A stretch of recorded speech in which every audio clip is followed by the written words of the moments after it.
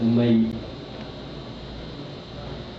நண்பர்களாக என்று என்பதற்கு அப்பால் நல்ல மனிதர்களாக ஆக்க வேண்டும் என்பதில் தன்னுடைய ஆற்றலை எங்களோடு பகிர்ந்து கொண்டவர். அந்த அளவுக்கு அவர் எங்களோடு ஒன்றித்து விட்ட ஒரு நண்பர். எல்லோருமே நமக்கு எனக்கு என்று உழைத்து சேமிக்கின்ற வழக்கத்தை கொண்டவர்கள். சமூக வாழ்க்கை நீரோட்டத்திலே கலந்திருக்கிறார்கள். ஆனால் கானா விமலன் அல்லது விசு என்று அறியப்பட்டவர், சங்கர் என்று எங்களால் தெரியப்பட்டவர். தனக்கு பணத்தை சேர்க்க வேண்டும், தன்னால் தான் எதையும் சேர்க்க வேண்டும் என்று நினைத்திருந்தால் ஓய்வு உறக்கம் என்று உழைத்து எங்கேயோ சென்றிருக்கக்கூடிய ஒரு ஆற்றலுடைய ஒரு வல்லமையுடைய ஒரு மனிதர். ஆனால் அதற்கு அப்பால் தான் தனது சமூகம் என்ற நிலையில் தொண்டருக்கு தொண்டராய், தொண்டர் என்பவருக்கு தொண்டராய் பிறந்து தொண்டுகள் பல செய்து எங்கள் இதயங்களை எல்லாம் ஆட்கொண்டு எமது சமூகத்தை பொறுத்தவரையில் எமது மக்களுக்கு ஒரு கலங்கரை விளக்கமாக விளங்கியவர் என்பது ஐயமில்லை. சிறிய வயதிலிருந்தே நாங்கள் வழிநடத்தல்களில் பெரியவர்களுடைய வழிநடத்தல்களில் வளர்ந்தவர்கள். அந்த வகையில் சிறுவர் மன்றம் அதை சிறிய வயதில் 10 வயதிலேயே ஆரம்பித்தவர். பின்பு மறுமலர்ச்சி மன்றத்தை இணைந்து கொண்டு தன்னுடைய சேவைகளை சிறிய வயதிலேயே வழங்கியவர். பின்பு கனடாவுக்கு வந்த பின்பு கனடாவிலே நமது உறவுகள் சேர சேர அவர்களோடு இணைந்து பண்பாட்டு கழகம் என்ற அந்த கழகத்தை உருவாக்கியது மட்டுமன்றி கழகத்தின் ஒவ்வொரு செயற்பாடுகளையும் முன்னின்று தன்னுடைய சொந்த விடயமாக கருதி அவற்றையெல்லாம் சிறப்பாக நடத்தி இந்த ஏனைய ஊர்களை பார்த்திலும் எங்கள் ஊர் நிகழ்ச்சிகளை வானொலியிலோ அல்லது ஊடகங்களிலோ பார்க்கும் பொழுது எல்லோருமே கேட்பார்கள், எமது மக்களினால் நடத்தப்படுகின்ற இந்த சங்கம் இந்த ஒவ்வொரு மாதம் இப்படி நிகழ்ச்சிகள் செய்கிறது, சளைக்காமல் அத்தனை நிகழ்ச்சிகளையும் செய்து மக்களை மிக நேர்மையான வழியிலே அந்த சங்கத்தை நடத்தி வெற்றி பெற்றிருக்கிறார் என்பதை கூற முடியும். இந்த வேளையில் உங்களுடைய கருத்துக்களையும் பலர் பேச எடுத்துக்கொள்ள முடியும். அடுத்து உங்கள் கருத்துக்களை கூறுவதற்கு வருமாறு அழைக்கின்றோம்.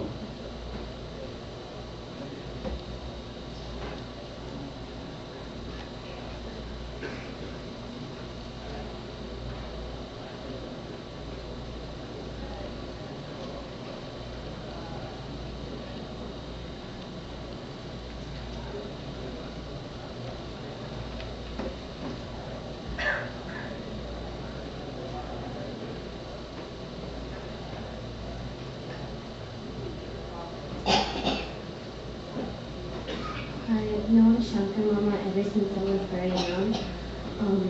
He was always such a great person. He was always with a smile on his face. You never see him frown or mad. I've never seen him till this day mad. I've always seen him with a smile. He always comes to our family events, and every time he comes to one of our family events, he doesn't forget to bring something for the kids. And for all my birthdays so far, he's always bought something for me. And he will be deeply missed upon our family, and his smile will always be ringing in our hearts. I know deeply, deeply missed your grandma.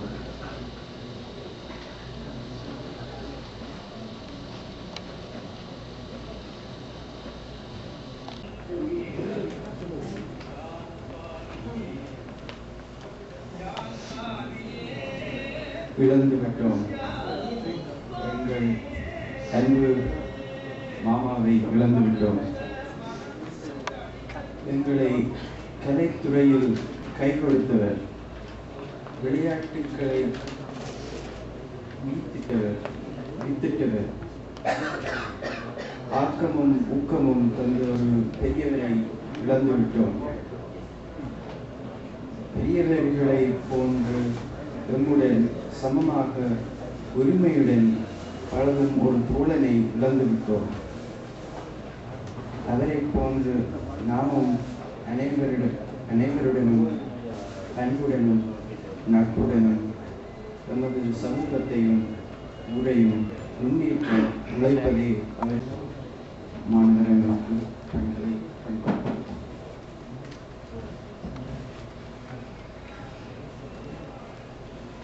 On for giving those words on behalf of Pun Culture. Next we have Division Up to say a few words.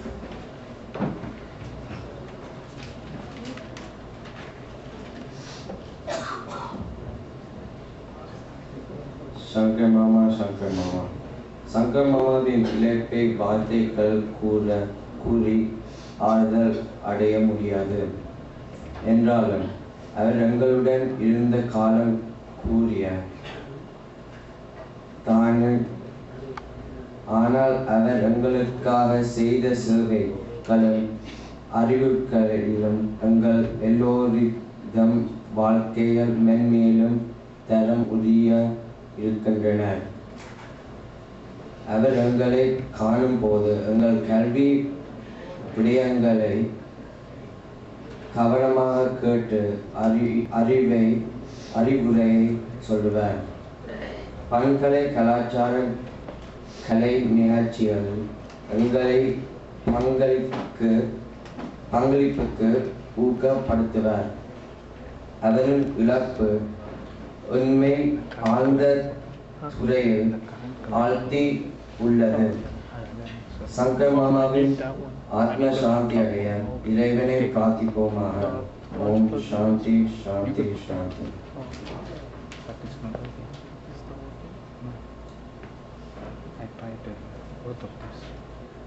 நானா புவிக்கர் அவர்களை அழைக்கின்றோம். Next, I'd like to call upon Puvinder to share his memories with Shankar Mama.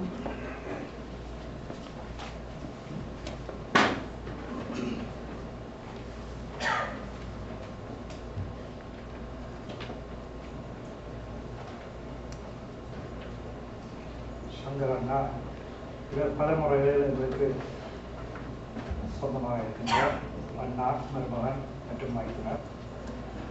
இன்னும் ஏதாவது முறை இருக்கின்றதோ தெரியவில்லை. ஆனாலும் நான் எங்கள் நண்பர்கள் கூட்டத்தில் நிலுவையை போல சங்கரண்ணை என்றே அவரை அழைப்பதுண்டு. சங்கரண்ணை தன் உறவுகளின், நண்பர்களின் மற்றும் பல எமது மக்களின் வாழ்க்கை புத்தகத்தின் அத்தியாயங்களில் ஆழமாக பதியப்பட்டிருப்பவர். இன்னும் குறிப்பாக சொல்ல வேண்டுமானால் நம்ம சிலரின் நடைமுறை பாவனையில் அவரின் ஆளுமையின் தாக்கமும் காணப்படுகிறார். அவரை ரசித்தவர்களில் நானும் ஒருவன் என்கின்ற முறையில் எனக்குள் அவரின் பல செயற்பாடுகள் அழுத்தமாக பதியப்பட்டுள்ளன. சங்கரண்ணையின் தன்னலமற்ற அர்ப்பணிப்புகள் ஊரறியும். இவரின் பிரசன்னம் ஆரவாரமற்றது. தன்னிலை உணர்ந்த மனிதர். மன்றத்திலும் பண்கலை கலாச்சார கழகத்திலும் செயலாளராக இருந்து ஆர்ப்பாட்டமின்றி பல காரியங்களை முன்னின்று நடத்தியவர். நிறைகுடம் தளம்பாது என்பதற்கு ஒரு எடுத்துக்காட்டு. அவரின் செயற்பாடுகளின் பயனை நம்மில் பலர் ஏதோ ஒரு வகையில் அனுபவித்துக் கொண்டிருக்கிறோம். மன்றத்தினை வளர்த்த தலைமுறைகளில் இவரும் ஒருவர். ஊரிருந்த காலங்களில் இவர்களின் பின்னால் மன்ற விடயங்களில் எடுபடிகளாக திரிந்தது ஞாபகம் வருகின்றது. இவர்களுக்கு கிடைத்து வந்த மன்றப்படிகள் என்கின்ற அந்தஸ்து நமக்கும் கிடைக்குமா என்று இறங்கிய காலம் நமது வாழ்வில் அளிக்க முடியாத ஒரு அத்தியாயம். இவரும் இன்னும் சில மன்ற அங்கத்தவர்களும் நடையர்களையும் மன்ற பொதுக்கூட்டத்திற்காக பெட்ரோல் மேக்ஸ் கொடுக்கும் பொழுது நடந்த சம்பவமும் அதன் விளைவான சங்கரண்ணையின் அதற்கே உரிய முத்திரை சிரிப்பும் தாய் என்கின்ற வெளிப்பும் மறக்க முடியாதவை. நான் கனடா வந்த பின்னர் தான் சங்கரண்ணையுடன் நெருங்கி பழகும் வாய்ப்புகள் அதிகம் வந்தன. அவர் தானாகவே முன்வந்து நமக்குள் இருந்த வயது வேறுபாடு என்ற தடையையும் தாண்டி என்னுடன் ஒரு நண்பனாகவும் ஆசானாகவும் தேவைப்பட்ட பொழுதுகளில் உறவினராகவும் பழகத் தொடங்கிய காலம் அது. நான் இங்கு வந்த காலப்பகுதியில் சின்னண்ணா மொன்றியலில் வசித்து வந்தார்.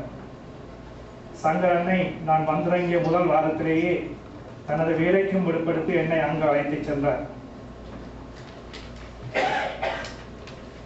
இக்காலகட்டத்தில் இங்கு வந்திருந்த நம் நண்பர்கள் பலரை போல் நாம் புதியவர் என்ற பயத்தினையும் தயக்கத்தினையும் போக வைத்ததில் சங்கரண்ணையின் பங்கு குறிப்பிடத்தக்கது. கனடாவின் பல விடயங்களை நமக்கு அறிமுகப்படுத்தியவர். ஒரு நாள் பூராவும் யங் வீதியில் எனக்காக வேலை தேடி என்னுடன் ஒவ்வொரு நிறுவனமாக ஏறி இறங்கியதை மறக்க முடியாது. கார் வைத்திருப்பது என்பது எட்டக்கனியாக இருந்த காலங்களில் அக்காவின் பிள்ளைகளின் இரவு நேர அவசர சேவை பிரிவுக்கான பிரயாணங்களை தானே முன்வந்து எந்த நேரம் என்று பார்க்காது தனது கார் மூலம் அவர்களை ஹாஸ்பிட்டலுக்கு அழைத்து செல்வார். நாம் எல்லோரும் சங்கரனை பண்கலை கலாச்சார கழகத்தை வழிநடத்தும் விதம் அறிவோம். இது எவ்வாறு முளைவிட்டது என்று நான் எனது நண்பர் உறவினர் சிவா மூலம் அறிந்ததை உங்களுடன் பகிர்ந்து கொள்வது இவ்விடத்தில் பொருத்தமானது என நம்புகிறேன். 80களில் இங்கு வந்த தமிழ் இளைஞர்களும் குடும்பத்தினர்களும்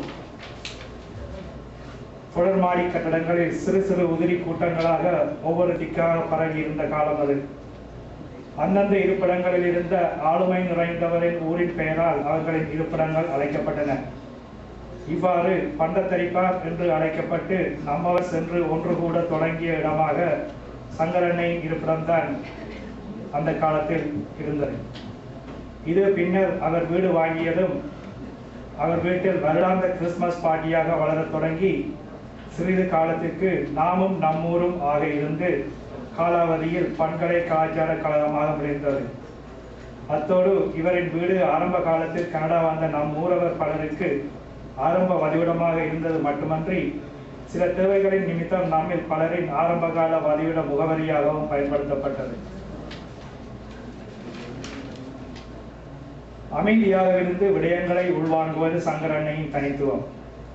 மற்றைய ஊரவர்களதும் நாட்டவர்களதும் பழக்க வழக்கங்களையும் அவர்களின் தாயகம் தொடர்பான செயற்பாடுகளையும் அவதானித்து அவற்றில் பொருத்தமானவற்றை நாமும் செய்ய வேண்டும் என்பதில் ஆர்வமாய் இருந்தார். இவரின் ஊர் தொடர்பான செயற்பாடுகள் இவர் கொண்டிருந்த கருத்துக்கள் கனவுகளுடன் ஒப்பிடும் பொழுது அவற்றின் ஒரு பகுதியே.